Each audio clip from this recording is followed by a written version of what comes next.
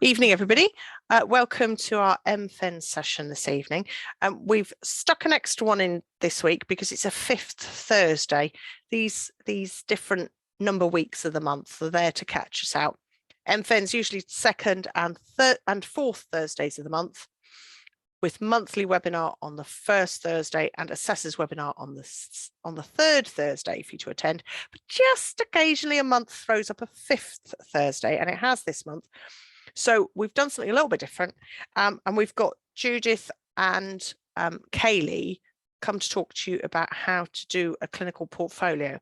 Now that's important because if you want to do the qualifications for getting to get a FEN qualification, and it's a level 7, the MFEN one, then you will need to be able to do a clinical portfolio.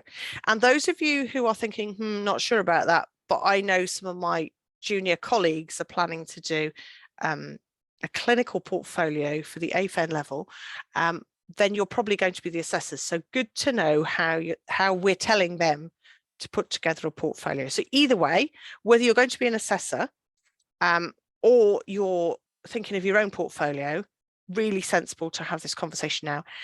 Judith is our past president and was a consultant in emergency care for a long time, consultant nurse in emergency care.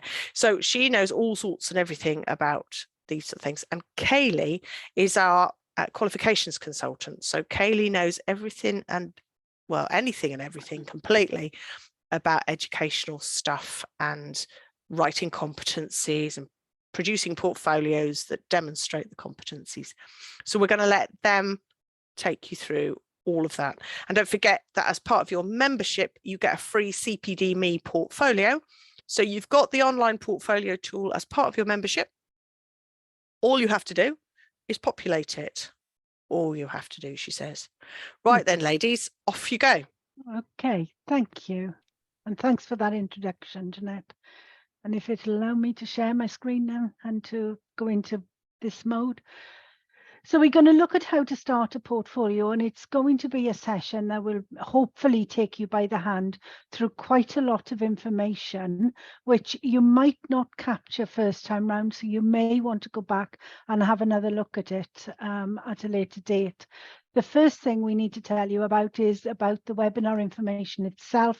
And I'm sure you know this slide already because it appears in all the, or nearly all the webinars that we have. So it's about how you keep yourself on mute. And if you press the space bar, you can talk. You can use the chat function, and I'm sure Jeanette will be monitoring that. If you're struggling with reception, then please turn your camera off. It helps. And for the sake of anonymity, if you don't want your name or your picture to appear, then you can go into the controls and change your name and put yourself on that you're not sharing your video. So, and the other big important message is please don't share any codes for any of these sessions or recordings unless you've got permission to do so. So this is what I thought we would do as a session plan. So the first thing I want to do is to seek to first understand, so you get a very good understanding of what we're about. So we're going to look at the FEN qualifications, the difference between a university and a vocational qual, look at how they apply across the board internationally, how you would go about starting the journey of developing a qualification with us, how you would know what the appropriate level for you as an individual practitioner is. So in other words, which portfolio should you be developing, what mandatory evidence we've got included, and what qualification unit choices you can have, and how we go about quality assuring the process. The next thing then is to start small and dream big. And I always take the analogy here that Jeanette uses of how do you eat an elephant? So it's one bite at a time, okay? Because this can seem like a very daunting process and a massive process, but as long as you're very clever and you do box clever, then it's much quicker and easier than what you probably think. But you just have to be very organized in doing it. So here we're going to look at what exactly your assessor needs from you, what personal behaviours you need to adopt so you can get on with this quickly. What's the difference between the quality and the quantity, and how do you decide what's what? What is suitable evidence? What do we mean when we talk about critical analytical writing? What is a good portfolio? How old can the evidence be that you use, and how do you map your evidence? I don't know if there's anything else you want to add, Kaylee. No? Okay. No, thanks. Yeah. And this is what I came up with, was what would you learn out of this? Well, hopefully you'll have a better understanding of the FEN qualifications, the assessment process and expectations, how to self-assess and choose the appropriate qualification for you, know how to start to develop the portfolio, know what a good portfolio looks like, because that's, having worked a lot with people with portfolios, one of the big questions is, or what individuals want to see, I want to see somebody else's portfolio so I can see what it looks like, what it feels like. And because we're on the start of the journey, that's very, very difficult to do. But I think if you look at some of the webinars that we've got and the evidence that we got, particularly on the assessor type sessions, then there's a lot of evidence there that you will see that you can use to develop your own.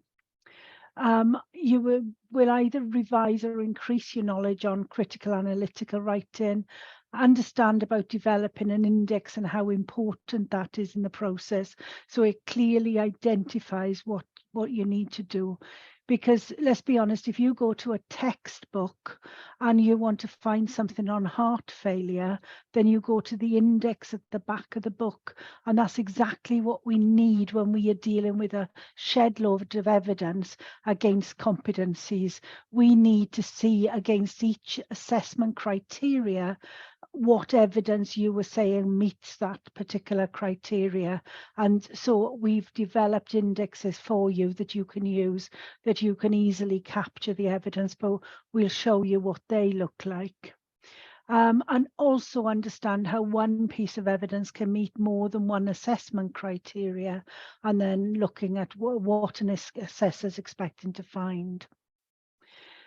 The first thing I think is really important to say is, and taking the work of Stephen Covey's Highly Effective People, he talks about seeking first to understand and then be understood. And I think this is so important here. You need to understand what you're doing so that you make easy work of it. Yeah, so you know how to take that first bite of the elephant. Because this is all about communication, and it's about how you communicate. How are you going to show that you have the skills and competencies and knowledge that you need to be able to practice? And that's the fundamental thing about our qualifications, is that it's all related to practice. It's all about you demonstrating that you can care well for your patients and to provide the quality care. And there's an awful lot of interaction, teamwork, etc., especially in emergency departments. So, you know, communication is key in all of this. Anything you want to say, Jeanette or Kaylee? No. So the one thing about the evidence that we have to have, there's a host of different things it can be. And here you can see one brainstorm of what type of evidence could be for this guy. And it is really like a light bulb moment, or breaking through the glass ceiling of the light bulb, because it can be anything that you want it to be. And again, I'll show you some examples of what it could be, but there isn't anything to say that it has to be one of those things of the list. It can be anything.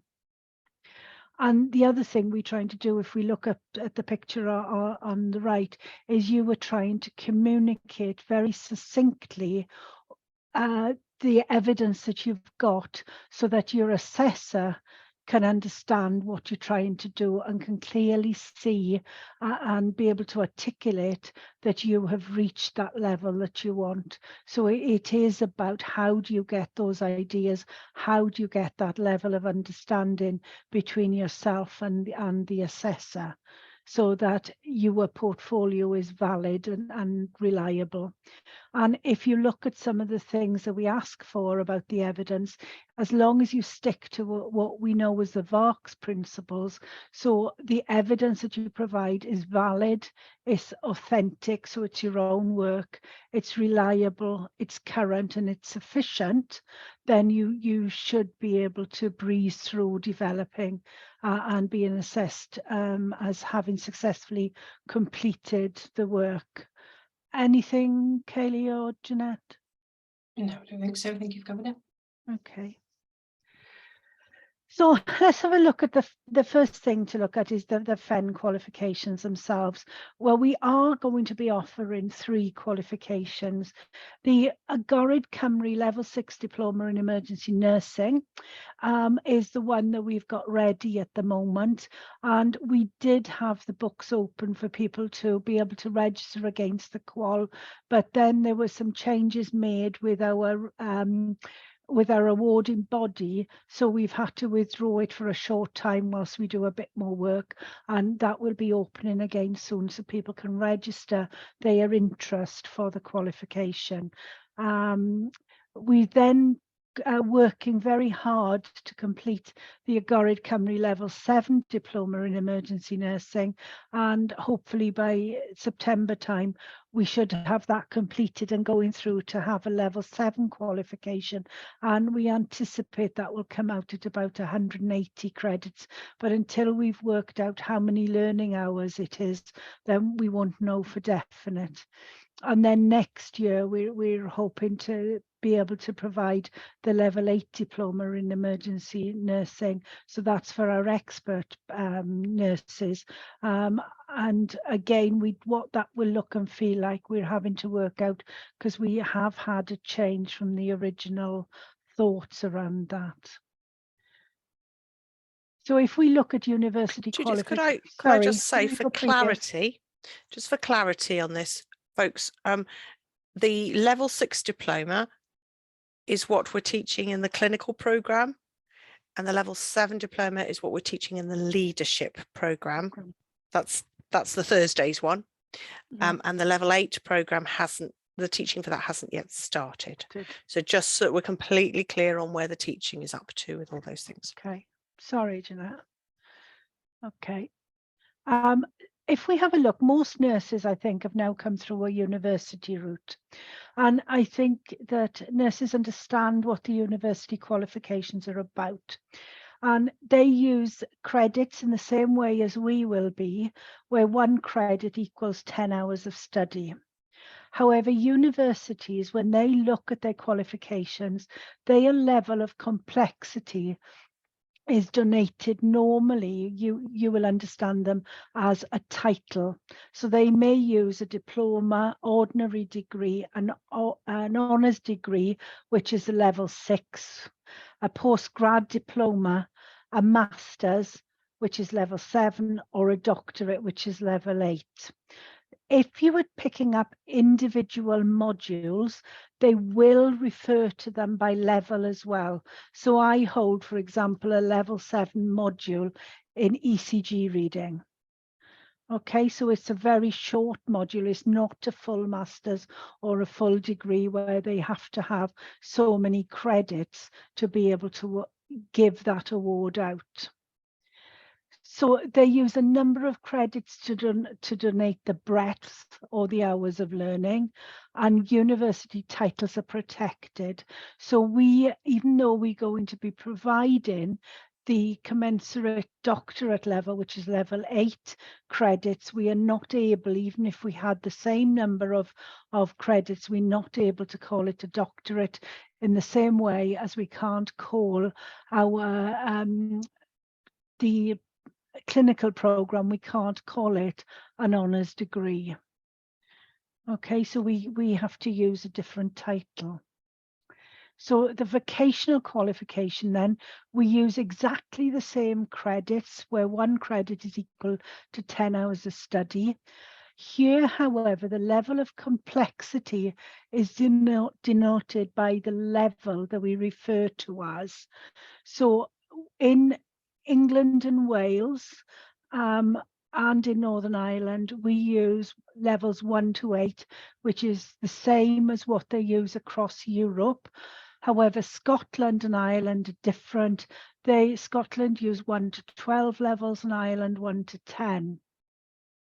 So here, if you have a level 1 qualification, then that would be the lower level of the qualifications that that we can provide. If you have a level 8 qualification, then that's the equivalent of the doctorate. So, for example, if you're a level 3 practitioner, then that's the equivalent to A levels. So if you're a level 6, that's the equivalent of an honours degree. A level 7 is the equivalent of a master's. Now, we use titles to donate the number of credits. So an award is 1 to 12 credits. So if we were using the title of an award, a level 7 award in emergency nursing, we would be saying that that award is, it could be 7, it could be 8, it could be 12 credits. Okay, if we use the word certificate, then we are saying that you will have attained 13 to 36 credits, and a diploma is anything 37 and above. So that's where we get our descriptors of a level 6 diploma in emergency nursing. Kaylee, anything you? No, you're covering it, Jude. Yeah, okay. So that's where we're up to, and there is a difference with them, and lots of individuals will say that a university qualification is much better than a vocational one, and I think it depends on what you're talking about. Personally, I feel that if you were doing something in clinical practice, then a vocational qualification will fit far better for clinical practice, because it's about you demonstrating your competence and your skills. And it's very similar, vocational qualification are very similar to what our doctor colleagues have when they are developing their practice, and they use credentialing rather than going through an awarding body. So they don't have what the levels are. They are just credentialed through their own Royal College, for example, of emergency medicine, will credential their consultants. Chrissy, if you've got any comments, then please ask as we're going along. Are you clear about this?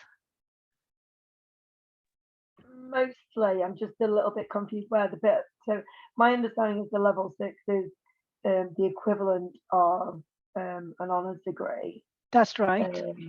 But I'm just a bit confused by this bit where it says use titles to denote numbers of credits for the award certificates and the diploma. That bit confuses me a little bit. Okay, so the level that you use, so if you use level 7, that level 7 is equal to a master's. If you use level 6, that is equal to your honours degree. All right. From a level perspective. From a level perspective. But whereas a honours degree is 120 credits for that part of it, then that would be the equivalent of a diploma. Yeah, I think actually it's the word diploma that's the confusing bit, Yes. because it's a level 6 diploma, a level 7 diploma, a level 8 diploma. That's where the confusion lies, I think, because in most people's head, a diploma is a level 5 qualification. It's I've got through 2 years worth of a degree. Or you might talk about a postgrad diploma, which everyone understands is like another year after a degree, but you haven't done your master's. So I think once you've kind of got that bit out of your head, put the title aside, focus on the academic level. So 6, 7, 8. Yeah, and it's exactly that, isn't it? The university qualifications, they tend to denote their level by that name, by whether it's diploma, master's, whatever. Actually, in vocational education, in these qualifications, the level is denoted by a number rather than by a name, if that makes sense. And the award certificate diploma denotes the size of the qualification. That's essentially it. It's just the variation between the universities and the vocational sort of world, really. So an example here would be, or the equivalent would be, I've got a level 7 module in advanced ECG reading, and I think it was a 10 credit module. So I've got 10 credits of level 7, which I could use as part of a master's, but I would need 180 credits to gain a full master's. Does that make sense, Chrissy, now? Yeah, it does, thank you. Yeah, good. I'm glad we clarified that. Thank you. This is from the Credit and Qualifications Framework for Wales, and I think it depicts what we're talking about very clearly here. So where we are dealing with is in the 6, 7, 8 bracket. Yeah. So here you will see it could be an honours degree, it could be a vocational qualification, and it could be a PC, professional certificate in education, or an apprenticeship, which I believe are coming online in England very much. And then we've got a 7, which is a master's. It could be a vocational, and there is no difference. We are all governed by the Credit and Qualification Framework in Wales, and it would be a similar one in England and another one in Scotland. It's the SQF in Scotland. There's one in Northern Ireland and there's one in Ireland, but they all mirror each other and they're all mapped to the European Qualifications Framework. So the levels should be commensurate and what's included within them should be the same. Anything you want to pick up on, Kaylee or Jeanette? Don't be fazed by this. These things simply show you how things are mapped from one reference point to another. Don't get stuck in the detail here. If you're watching this back, focus only in on the 6, 7, 8, right, because that's where you're working and that's where our qualifications are landing. So ignore the rest unless you have children at school and it interests you, but ignore the rest and just focus on that top end at the right hand side. Right. Yeah. This shows how we were talking before about how the levels in Ireland and Scotland were different. These are the different frameworks that we were just mentioning. And here you will see this comes from the European Qualifications Framework on the far left, and you will see that it goes up to 8. Whereas when you look at the ones that are in Northern Ireland are the same. They're the same here. You can see Northern Ireland, Wales are the same. Is Scotland, if you look at the honours degree, that's at level 9 or 10, whereas the master's is at 11, and the doctorate is at 12. And in Ireland, it's a 7 or an 8 for an honours degree, a 9 for a master's, and 10 for a doctorate. So that might cause us some confusion. If you're in Scotland or Ireland. Yeah. But then you probably know your own system there. Yeah. If you look at the EQF, this is exactly what it says in them. So what the difference is between each one, and you can quickly read through these yourself. So here is about being able, in level 6, you're able to critically review, able to consolidate and extend a systematic and coherent body of knowledge. Whereas in level 7, you are going to display mastery of a complex and specialized area of knowledge and skills. And in level 8, you're going to make a significant and original contribution to the specialized field of inquiry. Okay, so you can see how it steps up, how the level of complexity is more with the higher levels. Any comments or questions? You know, you've stolen my line, Judith. I always say to people who are trying to choose master's degrees, I always look them straight in the eye and say, it does what it says on the tin. It requires you to display mastery. I didn't know I was quoting the EQF. Yeah. I do now. Yes, display. So I agree with the EQF. Yeah. You have to display mastery. Yeah. And I think that pulls it in quite nicely of what exactly we're trying to achieve, doesn't it? So you would be displaying a mastery if you're doing the level 7 or the leader program. You're displaying a mastery of being a leader in emergency care, in emergency nursing. Yeah. So how do we assess whatever we're doing? Well, we've got two types of assessment now. One is going to be of the clinical portfolio. So here, the learner will present evidence, whatever that evidence it is. It could be case reviews, annotated notes, tables, audio or video files, evaluations, etc. There'll be a range of practical assessments that you will also have included in there.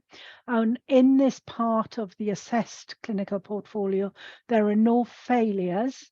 All that the assessor, or if it comes through to the FEN for us to assess, what we would be saying to you is you need a bit more evidence before we can sign you off for this. So there's no failures, there's no, you can only submit this on 2 occasions and then that's it, it's over, you can't do it again. You can submit it 20 times if you wanted. It's about you getting through that level of that we need to be able to sign you off. The other thing that we've recently can I just interrupt there and say, I think that's really, really important to emphasize. You cannot fail these other than just by not submitting them. Yes. Nobody will ever turn you around and say you haven't passed. They will always say either well done, that's good enough to pass, or I think it needs a bit more evidence just to strengthen that point. Or that point. Yeah. And as Judith says, I mean, the joy of it doesn't matter if you got to do it 3 times or 4 times, no. It doesn't matter. And nobody will tell you failed. The other thing is, let's equate here a case review that you've written up. If you wrote a case review up for a university program and you failed it, you would have to go off and you'd have to review the whole of the work and resubmit the whole thing again. Within this, the gift is that we can say to you, maybe you haven't given us enough anatomy and physiology, or the decision making for your triage points, or you haven't given us enough information on the care that this patient would need. And we may ask you to go off and write an extra paragraph on that particular point. Or we might say, actually, this isn't evidence-based enough for this element. Can you go off and look at this and give us some more references to make sure that you are underpinning what you're saying with the evidence in practice? So I think that's important to say. The other thing that we're now introducing is that there's going to be an invigilated controlled assessment that for each unit that you pick up, that you will need to come in and do an assessment. But it's an open book assessment, so you can take your notes in with you.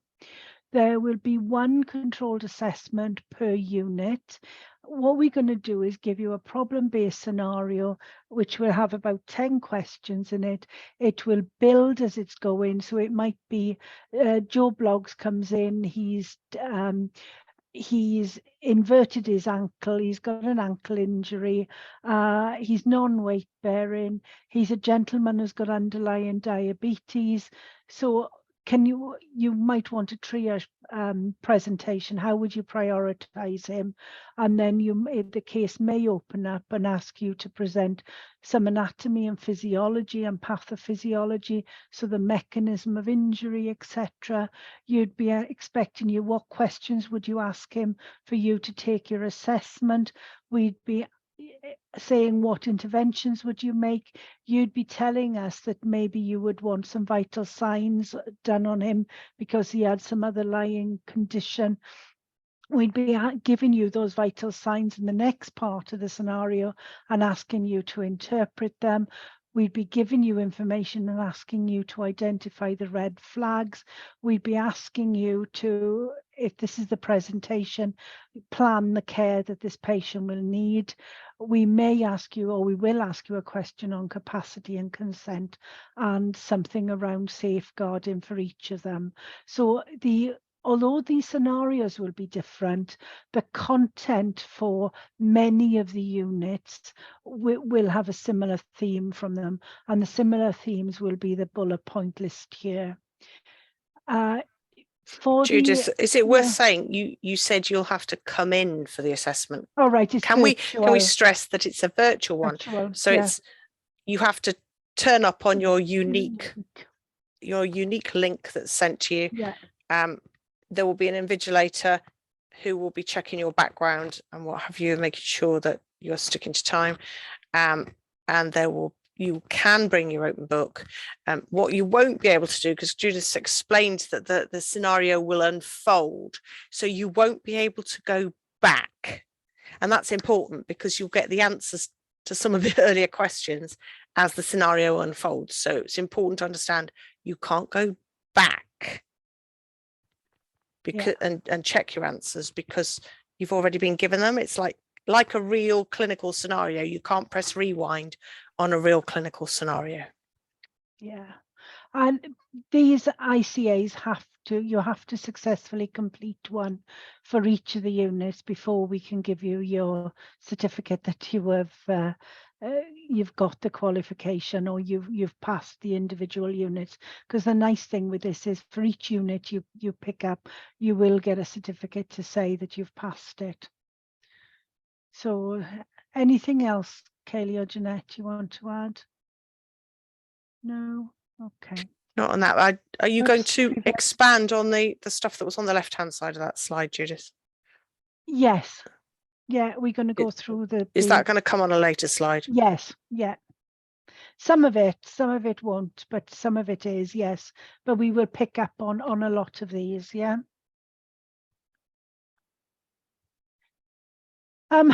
The quality assurance process might be interesting for you to know as well. So what will happen is, as you're working, you'll work with an assessor in your clinical workplace, and that assessor will help you with develop the evidence, and for some of it will be signing you off. Others, you may find that you submit the evidence to us centrally for us to sign you off. But at the end of it, whatever portfolio you do, the unit will come through to the Internal Quality Assurance Board, will be forwarded to us. We will then have a look at it, and the Internal Quality Assurance Board's role is to make sure that the assessments have been fair and that is met the minimum standard. So here we really are looking at what the work of the assessor is, and we're doing that by looking at the portfolio to make sure that the information and the evidence is there as it should be. So we will then confirm that we are happy to accredit that particular unit. We apply for a certificate and we give the assessor feedback, and the learner will receive the certificate. Now, the one thing that will also happen with that is the units, there'll be a percentage of them that will go through to the external quality assurer, who will run a similar function as the Internal Quality Assurance Board, but they are making sure that the internal quality assurers are standardizing things, making sure they are up to the job of meeting the standards that we've set. So they will sample the units, they will inspect them, they will provide a report, and they will confirm the qualification of those units that they have reviewed. Now, in the worst case scenario, and I haven't come across one yet, the external may say, actually, this learner's work has gone through when it shouldn't have gone through. There wasn't enough evidence there.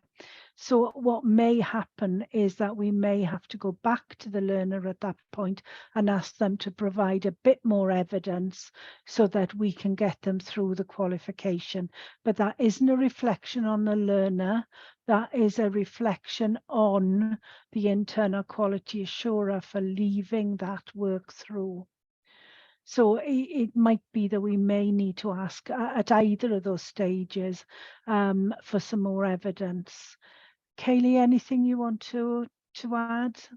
Yeah, no, you added it at the end really, just to say that that could potentially happen at the second point or the third. So it could happen when it comes to the internal quality assurance board, and it may need to come back for more evidence at that point on occasion. But yeah, you did cover it. The other thing is just on the invigilated controlled assessments. I know you mentioned it earlier, but just to clarify really, the certificate would have that you would be able, the learners can be certificated once that controlled assessment has been passed for the unit, and it's also the portfolio has gone through ICAPS. It's both things before we can certificate on each unit.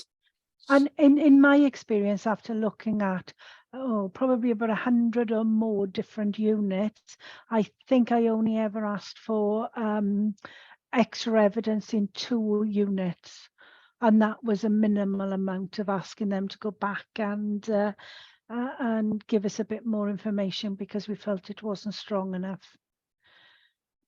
How does that feel, Chrissy, for you? Yeah, fine. Fine. Okay. So for those who are watching who might be thinking, what's all this about? You're probably oblivious of this happening with university stuff that you might have been used to in the past, but you may have heard of university exam boards. So that's the same thing. That's the same process going through first marker, second marker, external examiner, and then being signed off at an exam board. So this is the equivalent process to that. It's just that you probably are completely oblivious to how that actually happens in the background when you've been doing academic qualifications before. Yeah. Okay, fab.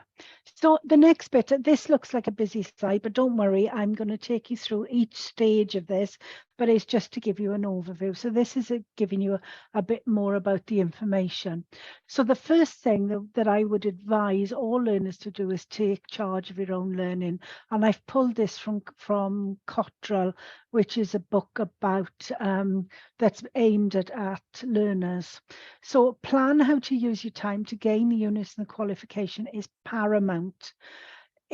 Don't wait to be told, be proactive, go and find out yourselves. Don't wait to be asked, just do it. Don't wait to be inspired, inspire yourself. Don't wait for opportunities, you can create them. Don't rely on feedback from others, learn to make sound evaluations of your own work. Don't neglect your well-being, you need to include it in your goals, okay? So you need to decide the level of practice you want to achieve. So we've talked already about the clinical program, and that being the level 6 diploma. The individuals that we think should be on this program are registered nurses who are new to working in an emergency care setting, or if you're an experienced emergency nurse, you want to consolidate your experience and you may not wish to go on to be the sister charge nurse. You may want to remain at that level, delivering care as a staff nurse, senior staff nurse, whatever you want to call it, that's solid on the ground emergency nurse, which we definitely need. So in UK terms, we're probably talking about your band 5. And then in Ireland, we're probably talking about your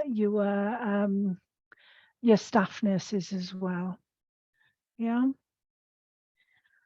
So those are quite clear to map onto.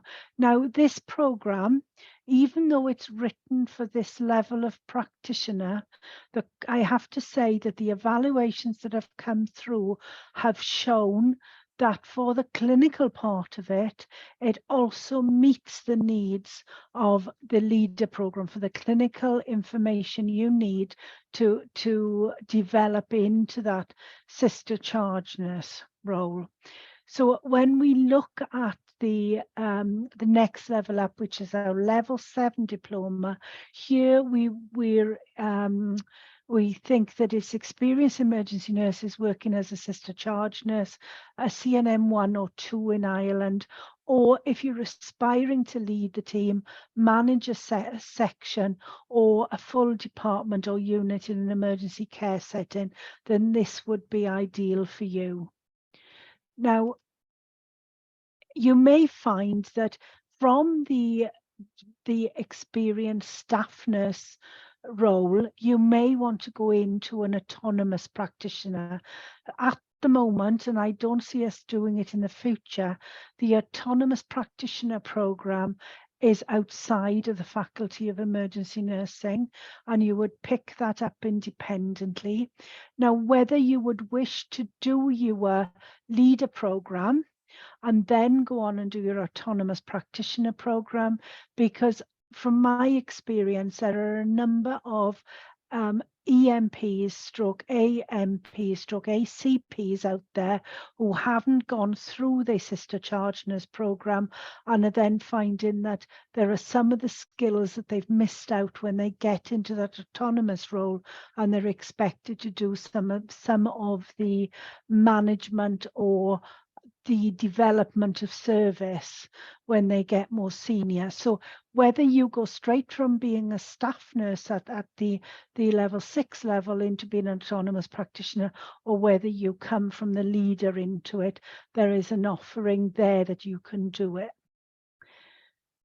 So, and if you feel that you want to be are you ready to start your level 7 diploma, then you need to identify the units, and we'll go through these in a minute, to complete at level 7. You then self-assess yourself against the same units at level 6. If you're able to successfully demonstrate that you're working at 75% of level 6, and you may have that evidence as well to support it, then we would recommend you complete your demonstration of procedural skills. So those are your practical assessments that are required for your level 6, and you start on the level 7 program and start to develop your level 7 diploma. Anything you want to add, Jeanette or Kaylee? No? Okay.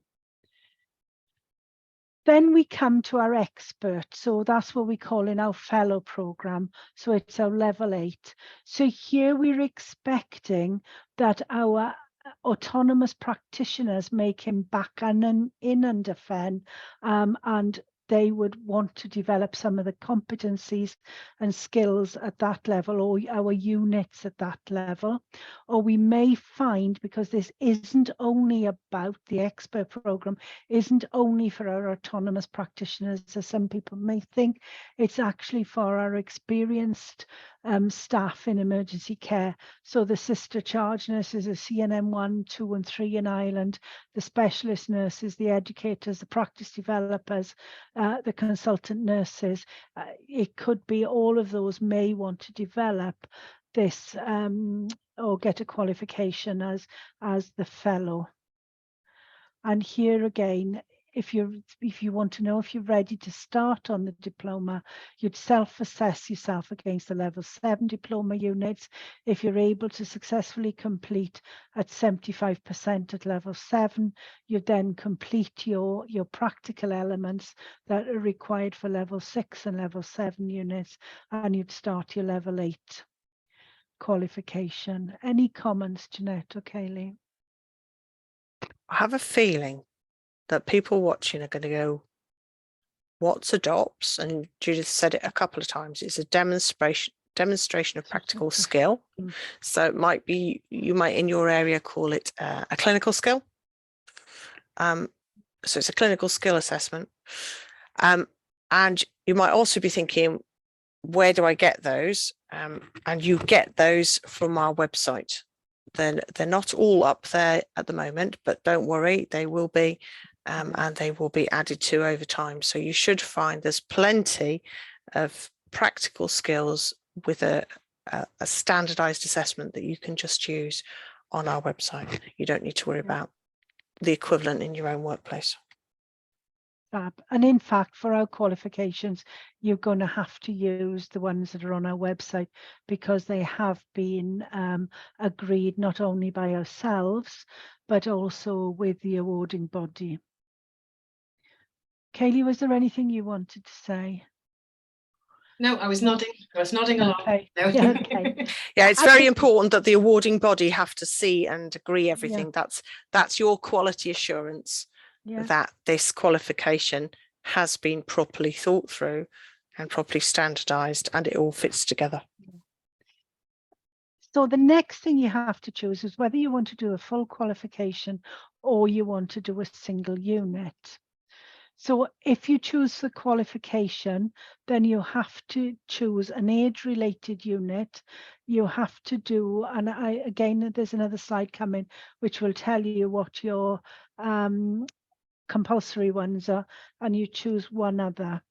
So for the level 6, what we've got is the compulsories are you have to do the core unit, which are some of the core competencies such as medical legal stuff. There's death and dying, I think, is in there. There's a whole range of that, of things that would be common across all the units there. You'd have to do your psychological care, which includes the mental health, so that's 20 credits. You'd choose either the adult or older person unit or the child and young person, and then you can choose one other. So it could be major trauma, it could be injuries, it could be major incident pre-hospital care or care of the child. You could choose more than that if you wanted, but you would need the 4 units to give you the qualification. And there are 9 qualification options that you could choose. So here, the last 3 in the first 5 are all the same. So it's adult, older people, psychological care and core. And so you could then add the injuries, the major trauma, pre-hospital care, major incidental care of the child, because you've already got the adult and older person. If you chose the child and younger person as the 60 credit unit, then you've got 4 choices there, because there isn't an adult you would add on to that. It's gone the other way around.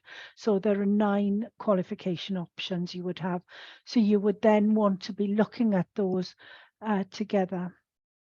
If you're going for the level 7, then it's slightly different. We've dropped the pre-hospital care and there isn't a 20 credit PED unit that you can pick up on. So it's the same compulsory ones and you choose one of the 3 to complete. So you've got 6 qualification options there. So again, it's the same with the final 3, and then you've got injuries, major trauma or major incident, and again, child or young person, you would be choosing those 3 because you've chosen the big unit, which is the adult or the child. We need to confirm what we're doing with this because we've had a change of thought and we haven't yet bottomed out what this is going to look like. The next thing that we have to do is gain understanding on how the learning outcomes and assessment criteria relate to each other across the units required. So this is what a single unit might look like. So this has been taken directly out of the adult and older person. It was known as MFEN. It's now the clinical program. And here you will see that we've got the learning outcome and we've defined what the assessment criteria was, and we'd be expecting you to work and deliver on the assessment criteria. And these 2, for example, 3.1 and 3.2 would give you your learning outcome of understanding the structured approaches for prioritizing care. So each of the units looks like this. But then what we've done to try and make it easier for you is we've put the 4 units that you may have chosen side by side so you can look at what the evidence across for each of them. You'll see here that we've got anatomy and physiology as the descriptor of these learning outcomes and assessment criteria. So you can see exactly what you need. It's not in the core because it's been depicted in the others, but it will go across the units there.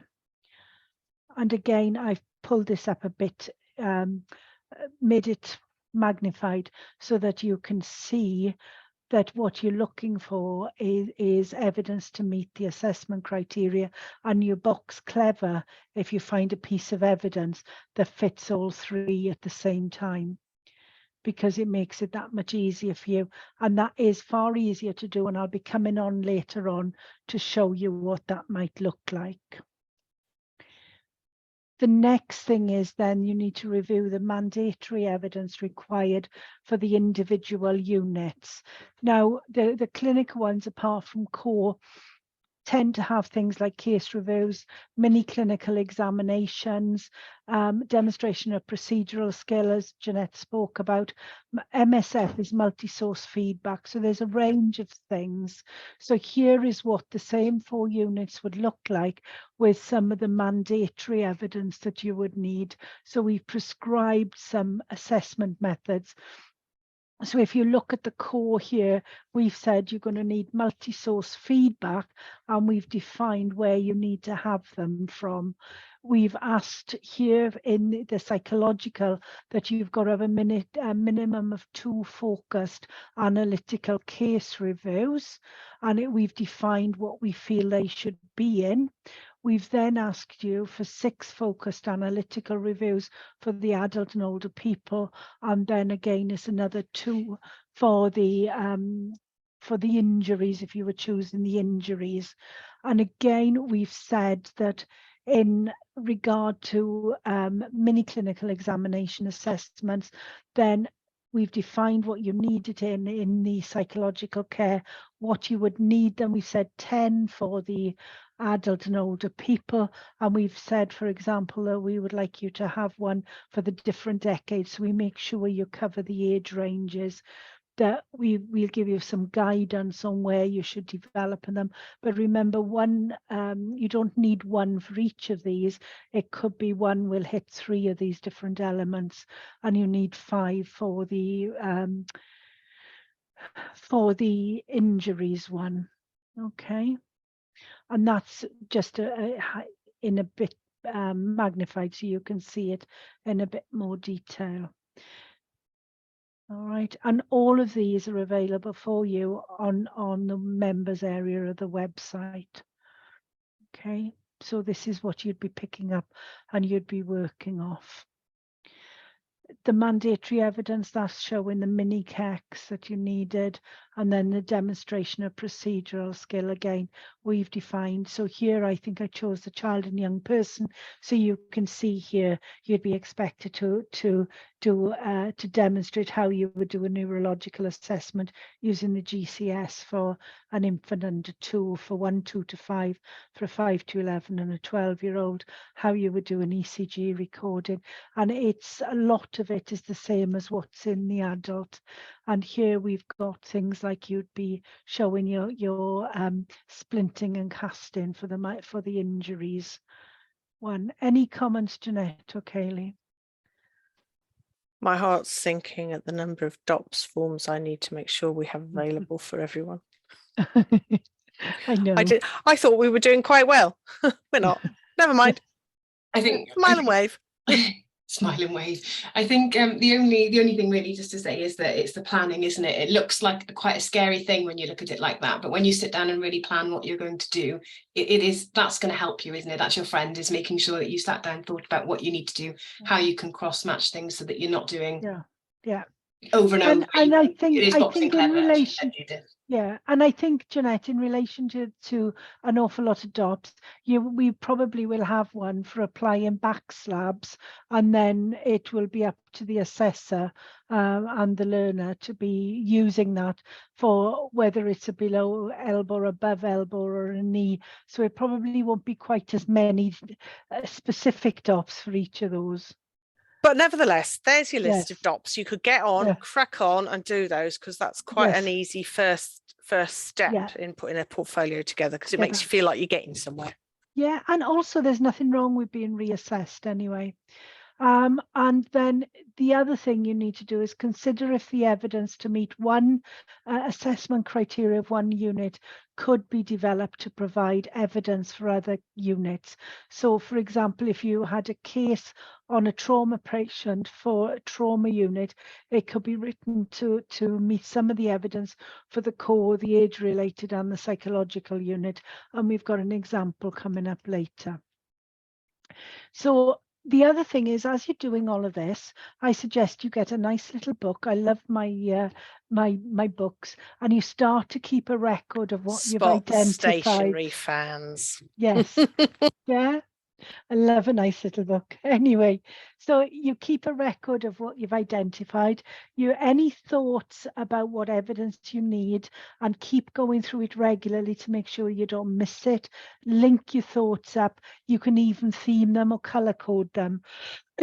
Review what evidence you've already have against the assessment criteria. So that box under the bed with all that evidence that you thought, what am I going to do with this? Pull it out and use that as a starting point.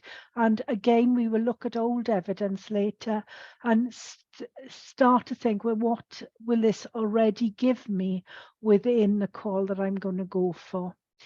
And then consider what would be the quick wins in capturing new evidence and to make a start.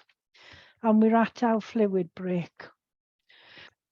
That wasn't bad for timing. And that's pretty good timing, that is. So we definitely need to come up for air at that point, Judith. Yes. So yes. shall we take 10 minutes? Yes. Okay. Righto. So we'll see everyone back at 10 past, please. Right, welcome back from your break, hopefully refreshed and ready to go again. That's quite a lot of information Judith's gone through, so do not be afraid of pressing the rewind and going back over it. But please press on now, get to the end, and then when you've got to the end, you can work out which bits you need to watch again. Judith. Okay. Oh, why is it not moving on now? Oh, there we go. Okay, the first thing I would say is that you're going to start on. Can you stop the recording, Jeanette? Yeah. Right then, Okay. folks. Hopefully refreshed. And on to the next bit. Okay. I know that we've done a lot, so let's not get too bogged down in what we've done. Let's hear Judith to the end, and then you can work out which bit you need to rewind and play again. Okay. Off you go, Judith. This bit has come in under start small and dream big, and that's exactly what we're aiming for here. And one of the first things I'd say is make it easy for your assessor. You want to get on with them, and remember that your assessors want to support you and for you to succeed, as it's much easier for them to sign you off as successfully completed something than having to ask you for more evidence and to have to reassess it. So some of the key things here is that, you know, if you really want to help yourself and help your assessor, is to be proactive. There's nothing worse for an assessor than having to chase somebody to do something or ask, where are you up to all the time? It's far better for somebody to be enthusiastic and to come and tell me what they're doing. Be prepared. So keep looking at what you're doing. Go back through what we've already spoken about so you know what you're aiming to do. You need to have a critical writing style, and there's a slide coming up later about that. You need to have good indexing, because there's nothing worse if you think about going to a textbook and you find the indexing is pants and you're having to go round the houses to try and find exactly what you want because the index at the back isn't working properly. In fact, I've seen me dissim books solely because the indexing is poor. You also want to make sure that you've got good referencing throughout. The last thing you want is to have a problem with plagiarism. And then also you need triangulation of evidence in there, so that for some of the learning outcomes or assessment criteria, you will have several pieces of evidence for one for it. And again, we'll come on to that. So what does a good portfolio look like? And this really is a pearl. It's not evidence that only illuminates perfect practice. What we want to see is that you're learning and that you're achieving. So it's, you know, if you you do a demonstration of procedural skill at DOPS and you find that you haven't yet met the mark, then don't leave that out of your portfolio. Put it against the next one and maybe do a short reflective piece on how it felt to actually successfully complete it, because that will show your learning and it'll show how you're moving on, and it'll demonstrate your professional behaviors, etc. Okay. So remember, there's an opportunity to do something every day you work. And if you think that today is a great day to learn something new, then the opportunities you have, if you work 2 shifts a week, in a year, you'll have 88 opportunities. I've taken it that you've got so many weeks holiday, etc. And if you've got 3 shifts a week, you've got 132 opportunities. Whereas if you do 5 shifts, you've got 220 opportunities. So what could they look like? Well, think about the evidence that you may need, bring it into your conscious awareness all the time. Look for opportunities. You know, what patient cases could you have? And the more complex the patient case, the better not the bigger the case review, but the more hits you will have against the assessment criteria. Use learning events. What's the assessment potential there? You need to collect evidence that you can go back, and if you found an interesting case, that you may want to go back and get that patient record at a later date or review the notes. But please, if you're doing that, you need to keep it secure and do not take it out to the workplace, because otherwise, if that goes missing, you have then breached confidentiality, and that gives you a real nightmare. So don't take it out to the workplace and keep it in a secure place where you've got access to it and that no one from the public can get hold of it. If you are using patient records, you go into use patient records, you anonymize them and have them verified when you're in practice on that particular day. And it makes it that much easier to get on with your portfolio later. So it might be, if you did 1 per shift, if you worked that number of shifts, how many pieces of evidence could you have? Ask for help, and ask for help early. Don't sit around and think, I don't know how to do this. If you're discussing a case with a senior, think you can use it as a case-based discussion. You could then write it up and present it for comments to the person you discussed it with. Multi-source feedback, they can be in writing, but they could also be an audio file where you ask somebody, how did I do today? Emails, look at what you've sent out and what you've received and review the content. If you're training, give out evaluations. If you've read an article or a guideline or a policy, then do a short paragraph saying how it impacts or changes your practice. How does it relate to your code? If there's any, you can be written or audio files. If you discuss something with a colleague, how has that influenced or confirmed your practice? Again, you can do a short piece as a written or an audio file. So can you imagine if you do 3 of those a week, that will soon build up. Any comments, Jeanette or Kaylee? I was going to say, don't forget the audio file. For those of you who don't like writing or don't feel confident writing, but actually feel quite confident speaking, we've all got audio devices. You can record an audio clip and put that into your portfolio instead of a written piece. So it's an option. Yeah, it's an option that you shouldn't discount. And remember that you can use the audio device to write your case review if you wanted to. It's much quicker than having to type it all out, and it works really, really well. Kaylee, any comments? No, nothing from me. No, okay. So again, this is quite a nice slide that I found. Why is this up here now? And you know, when you're starting off this, you may feel scared, you may not know where to start, you may not understand what can be used as evidence, may not understand how to use evidence, you may not know how to design evidence, and you may procrastinate. And you're going to some people will perpetually go round that wheel. The thing is, you've got to have a leap of faith and jump off and start. Ask for help. Little and often is the answer. As I've said, try daily. You know, if you're doing a case review, present the plan before going to write it up, and assessors can help you with content. Have feedback on the case review, that you write the first one before you start writing up the second, because you will have lessons from the first or feedback from the first that will then help you with the second. Populate the index as you go in along. Ensure that whatever you write, you've got an analytical writing style rather than descriptive. Ensure good referencing and no plagiarism.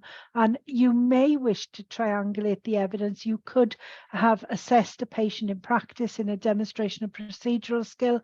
You might have had the whole case assessed using a mini CEX, and then you could write it up either as a case review, or you could be sitting with an assessor and discussing it and write it up as a case-based discussion. That will give you some of that triangulation of evidence I was talking about earlier. And again, this is my elephant with one bite at a time, or should I say Jeanette's elephant. Okay, so start it, just go for it. So how much evidence is required? Well, it's the quality over the quantity. That we are not saying to you, you've got to present a barrel load of evidence here. If you write a really good case review, and you'll see an example later, then you will be able to mark off so many of the learning outcomes and assessment criteria. The evidence can be referenced. So let's say I'm on case review 2. In case review 1, I had given the patient paracetamol for analgesia, and I'd done the same thing in case review 2.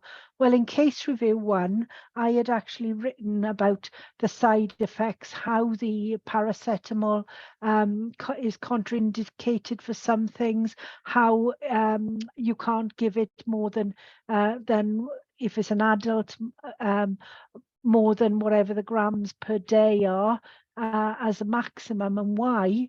Then you don't want to be writing it up in case review 2 as well. What I would do is I would be using opposite and putting opposite case review 1 for this, because it's the same evidence. You do not need to write it out in full, if that makes sense. And some of your case reviews could be very focused on certain things, but just write it out in the first place that that is actually what you're doing. So the evidence must be referenced. You cannot plagiarize. Any comments? Okay. For those of you who don't like referencing, very sorry, but tough. Yeah. This is one of those things you need to crack. Yeah. Sorry, I'm going back to the site. I have never heard of that. Have you not? It's a really good one, and you can use it in this. I don't think the universities would allow you to use it. But what you're doing is, because you've already written it out once, you don't want to duplicate the evidence. Yeah. So what does a good portfolio look like? Well, it's a systematic collection and integration of robust evidence. It demonstrates knowledge, understanding, and its application to practice. Demonstrates skills and competencies. It demonstrates the learning through the gathering of and interpreting. And interpretation is a key word here. It's interpreting the evidence, interpreting the vital signs. It's about evaluating the effects of the treatment that you may have given. It's about anticipating what could go wrong, what are the risks. So it's all about that, giving rationales for things as you were writing. It's about demonstrating your own strengths and weaknesses, and how you're getting over those weaknesses, and how they are becoming less and less as you go through your portfolio. You would identify your own learning needs, detailed action points for improving practice. good portfolio is sectioned. So you may have a section on case reviews, you may have one on DOPS, you may have one on annotated notes, whatever the section is, and then you would have each of those numbered so that it's very easy for the assessor to go to the relevant section and to the relevant piece of evidence that they have to inspect and assess. Okay, and you may find that some of the evidence you present will fully meet a learning outcome, other ones might partially meet it, and you might want to put this fully meets this one or this partially meets it, so we're quite clear that you've got that level of understanding there. Any comments, Jeanette, Kaylee? Anything, Chrissy? No, thank you. Okay. So what are we looking at? What type of evidence? Well, it's as broad and as long as you want it to be, as long as it meets the VARC, so as valid, authentic, reliable, current and sufficient. It could be anything from the list here. We've got audio files, case reviews, you can see e-based learning, but make sure that you include the objectives of what the e-based learning is. Again, with e-learning examinations, then if you put in what the answers to the questions were, you have to put in what the learning is and do a piece that will tell us what you're learning. Just putting in the results is not going to give you any credits, unfortunately, is it, Kaylee? You have need to meet the demonstrate, evidence, show how you've met the evidence. yeah. Yes, absolutely. Yeah. Demonstration of procedural skills we've spoken about, multi-source feedback, spider diagrams, I've got an example of that coming up. Annotated notes is just a quick way of developing a case review. You might do a literature review, you may do an article review. Those are fine, write them up. You know, what have you learned from it? How is it affecting your practice? How are you going to use it? You may have an own publication. If you've done training sessions, right, put in your plans, your AVAs or evaluations. If you've done webinars, webcasts or podcasts, then it can all be good information as long as you make it valid, authentic, reliable, current, and it's sufficient to cover whatever you need to show. Any comments? No? So can you use old evidence? Yes. So what I suggest that you do is you collect all the evidence you already got, you evaluate your evidence against the learning outcomes assessment criteria, and it could be against the EQF as well. If the evidence is older than 3 years, you need somehow to make it valid and current. If too low a level, you again need to raise it by putting in some information, some critical reviews, citing the index against the learning outcome and criteria. So if I give you an example here, let's say you did a university course and Jeanette said 10 years, I've said it's 20 years here. So my assignment was I wrote up a case review on an ankle injury. They ended up with a tip of the lateral malleolus fracture. So critically evaluate the case review. Is your evidence up to date? What I found when I reviewed it was the only thing that really changed was treatment.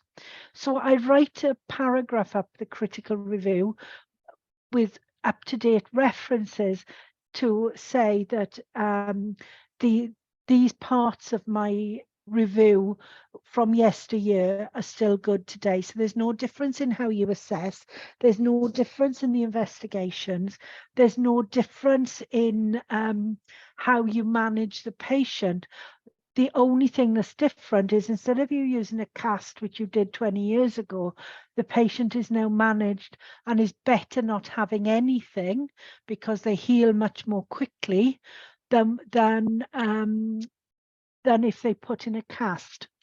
And you want to reference that, but then you could go on and state that many patients don't find this very appealing, or they don't like the fact that they're not given anything. So very often you end up to do it for the psychological part of the care for the patient rather than the necessity for them to have a splint So you'd write it up and you put in the resources, the reference sources for today. You'd ensure what the paragraph that you are now writing is written with a critical analytical style rather than descriptive, and you ensure you cite the case reference as a reference. So you're citing your own work as a reference, in other words, otherwise it's plagiarism. Anything you want to add, Kaylee or Jeanette? I think that's very encouraging, because there'll be, all of us will have something sat on the shelf that we've done before. Actually, just to be shown how you could bring that up to date and use it as current evidence is really, really helpful. Yeah. How about you, Chrissy? Any comments or thoughts? No, I'm happy with that, thank you. Okay, fab. So what's the difference between critical analytical writing and descriptive? And again, I've got this out of Cottrell, the Study Skills Handbook, which is the one that I mentioned earlier. So if you look at the left, it states what descriptive writing is, and it shows you how to change a descriptive writing style into a critical analytical writing style. So it's about identifying the significance of what's happened rather than just stating what's happened. It's about evaluating the strengths and weaknesses, weighing one piece of information against another. It's about drawing reasoned judgments rather than outlining order in which things happened. It's about arguing a case according to the evidence. It's about clarifying why the theory is relevant and how it applies. And this is particularly important for the anatomy and physiology and pathophysiology parts, including mechanisms of injury, for example. It indicates why something will work, so why it's best. It draws out its strengths, weaknesses, and appropriateness. It identifies why timing is of importance. It weighs up importance of component parts, evaluates the significance of details, structures information in order of importance, draws the relevance of the links, and evaluates information and draws conclusions. So you can see how it improves on a descriptive writing style. And very often I think that there are many learners who don't really understand what they're trying to do when people are talking to them about that it's too descriptive. And for me, this sort of really captures what you're trying to do. Jeanette or Kaylee, any comments? Yeah, this is really critical, this particular issue. The number of assignments, reflections, you name it, that I've marked. And what happens is people go through and they go, he said, she said, the doctor did, this happened, the patient said. What they regularly forget is what's the nursing component in this. And so I would very much encourage that this isn't about what the doctor decides. This is about what you as the nurse are doing. What's your bit of the piece of the care, and then why? Because I don't want to read a novel. That's not what you're producing for me. And with the greatest respect, I've never yet found a nurse who can write a decent story of he said, she said, and the doctor did. No. So if you could just focus on what happened, why is that important? Why did you act the way you did? What informed the way you acted, and where, you know, how do we balance this against that? That would make an interesting piece of writing. Yeah. Okay. So let's take an example here. We've got, so this case review could have started off as a mini CEX or a DOPS for wound closure. So here we've got a 42-year-old man brought by ambulance, taken an overdose of citalopram several hours ago. It's OD caused a convulsion with a low blood pressure, fell to the floor, sustained a 5-centimeter lac to his scalp. He's got a foot injury, deformity in the foot metatarsal area. He's on arrival, he's alert and orientated. His GCS is 14 out of 15. Temp, we've got some vital signs there. His occupation, he's an unemployed labourer. He's accompanied by his partner. Now, this is what the EMC which is a really good drug site that you can access, is small e and then big M and C, and this is what it says. So here you can see all the side effects of that drug. So convulsions, tachycardias, you've got prolonged QT interval of the ECG, coma, vomiting, tremor, hypertension. The list goes on of what his symptoms could be. So as the nurse in triage, you are determining his priority of how quickly he needs to be seen. If you're the nurse looking after him, you need to think about, do I need him monitored? How often do I need his OBS, etc., etc. So that's the case review that you are going to be writing up. This is my handwritten, very quick thing of my plan of what I could put into a case review. So you will see it starts off, sorry, it's a little bit fuzzy. I thought it was better than that when I looked at the slide earlier. So to the right of the blue box in the middle, we have got our initial assessment. So we could be looking in here, we need to assess or consider the wound. We've got guidance, so we could look to the nice head injury guidelines. We could be looking at the citalopram information. We've got mental health considerations, so he could be distressed, he might be in pain. We need the history of the event, what physical symptoms he's got, what signs he's got. So here we'd be looking at his vital signs, his GCS.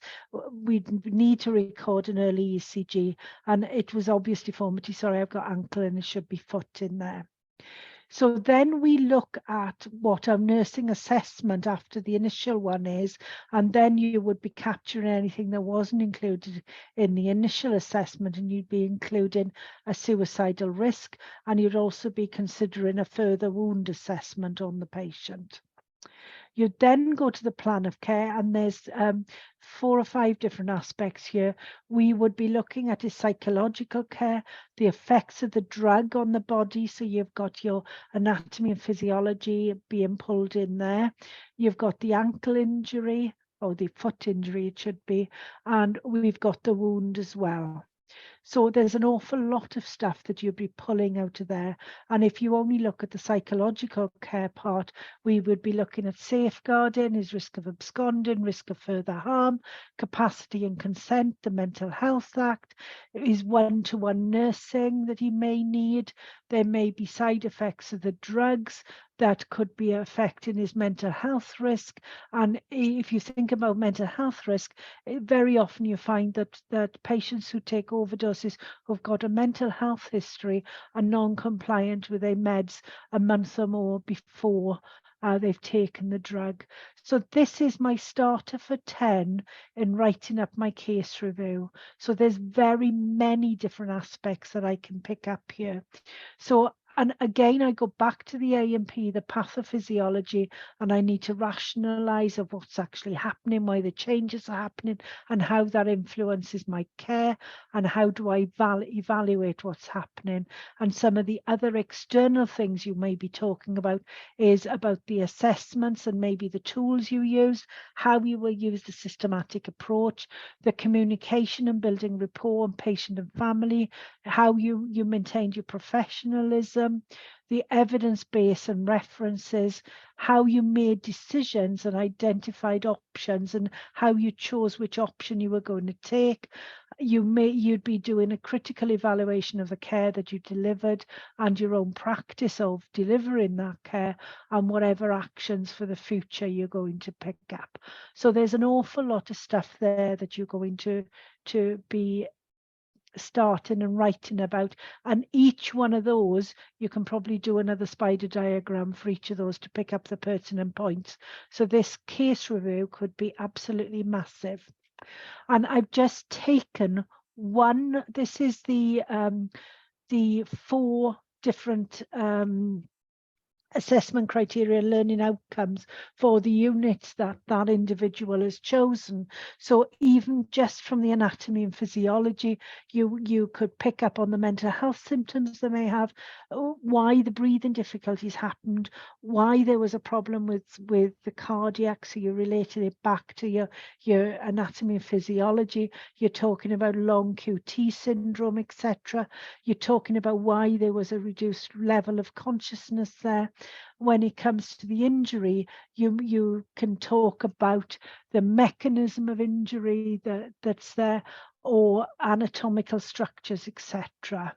So let's just break that down a bit more. So for the minor injury one, the learning outcome 1 and 2, you can see here is about mechanism of injury. So we've got 3 mechanisms of injury here. We've got the head injury. So was it a direct impact? Was it a penetrating injury? Or should we be considering contra coup here?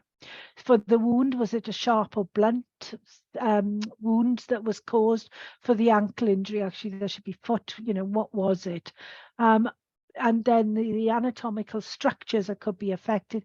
It could be the head, it could be the skull, it could include the ear, eye, jaw, or teeth. It depends where he knocked his head. So, and the skin you will have in there, and the lower limb would be the ankle stroke foot. And again, we've got something similar for the learning outcome for the potentials. So from one case review, there's so many things that you could pick up on. So this is what your index would look at solely for that first one. And here you can see that I've got for breathing difficulties, C review, case review 1. For cardiac problems, see case review 1. For reduced level of consciousness, see case review 1. And for the full index for the adult and older person, this is what you would find, with case review 1 being populated many times. And this on the right is how you can abbreviate so that it's much easier for you to get more information in. Okay. But if we look now, and this is just an exemplar, that we've got 3 case reviews here. So we've got a shoulder dislocation, we've got an elderly person hit by a car at 40 miles an hour, and we've got a 15-year-old overdose. And it might well be that you've chosen for the level 6 program, that you've chosen to do the extra in the child unit. Just looking at some of the from those 3 cases and just picking up on some of the headings and the learning outcomes, then you would get from those 3 cases, you can see you would get hits for each of these from those 3 cases. Okay, and some of them you may get more than 1 or 2 from the cases. I've only gone for 1. So there's an awful lot of information that you could put a tick against from writing up the 3 cases. And this is just another exemplar that shows how it can be that you've got 3 hits for here, but 2 for psychological, 1 for major trauma. So from writing up 3 cases, there could be an awful lot of hits against those learning outcomes, because you can use the evidence more than once.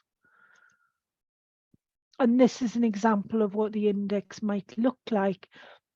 So be able to assess for pain, and you can see case reviews, whatever the case reviews are, mini-clex examinations, case reviews, case-based discussions, etc. That's an example of the indexes.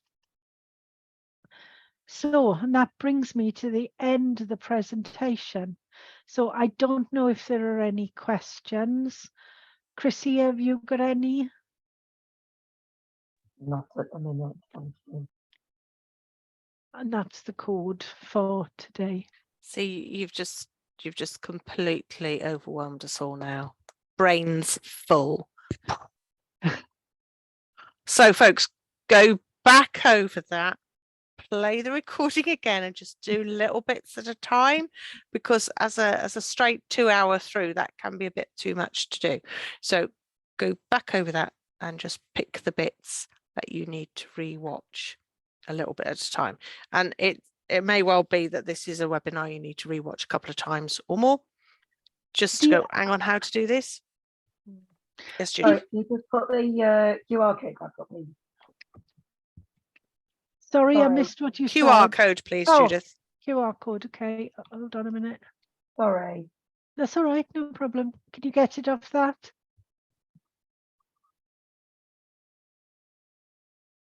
Yep, got it. Thank you. Fab, okay.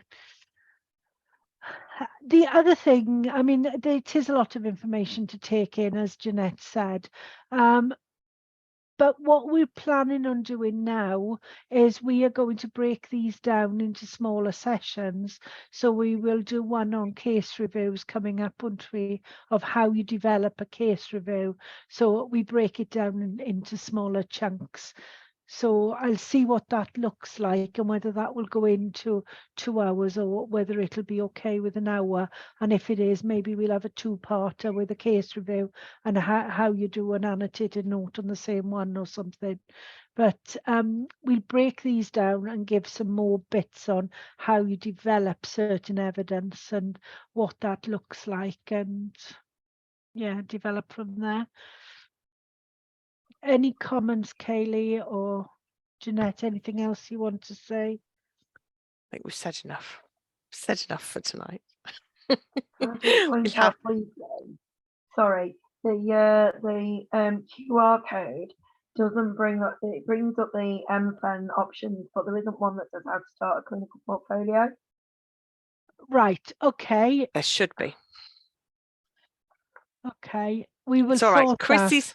Chrissy's testing us. I'm going to stop the recording. Okay.